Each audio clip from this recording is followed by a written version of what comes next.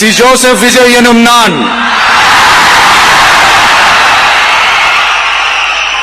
தமிழ்நாட்டு அரசின் முதலமைச்சர் என்ற முறையில் எனது கவனத்திற்குள்ளாவதும் தெரிய வருவதுமான எந்த பொருளையும் முதலமைச்சரின் கடமைகளை உரியவாறு நிறைவேற்ற தேவையான அளவுக்கன்றி ஒருவரிடமோ பலரிடமோ நேர்முகமாகவோ மறைமுகமாகவோ அறிவிக்கவோ வெளிப்படுத்தவோ மாட்டேன் என்று ஆண்டவன் மீது ஆணையிட்டு உறுதிமொழிகிறேன்.